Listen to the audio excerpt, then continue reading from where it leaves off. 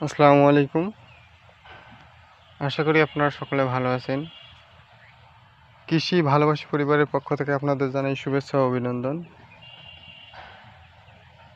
আজকে যে বিষয়টি নিয়ে আপনাদের সামনে উপস্থিত হয়েছি সেটি হচ্ছে আমার শশার প্রজেক্টে ফেরোমন ফাঁদ লাগিয়েছিলাম। 1 মাসের বেশি হবে।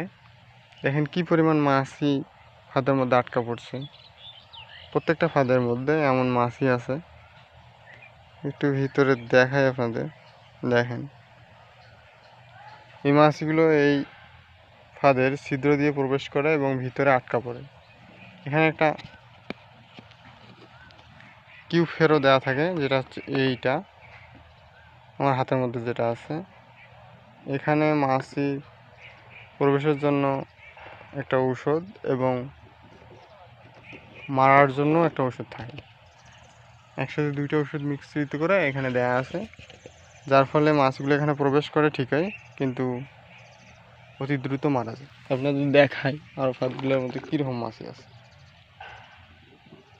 আপনারা বুঝতে পারছেন কি না জানি না, দেখেন এখনও জীবিত আছে। একটু আগে নিয়ে আসলাম।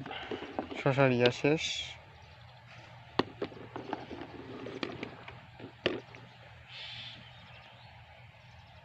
প্রচুর পরিমাণে শশা নষ্ট করছিল। এই ফেরোমন ফাঁদ দেওয়ার পরেও আপনাদেরকে কীটনাশক স্প্রে করতে হবে, যার মাধ্যমে মাছি পোকার হাত থেকে আপনারা রক্ষা পেতে পারেন। ফেরোমন ফাঁদ দিয়েই শুধু হয় না, অল্প পরিমাণে কীটনাশকও প্রয়োগ করতে হয়।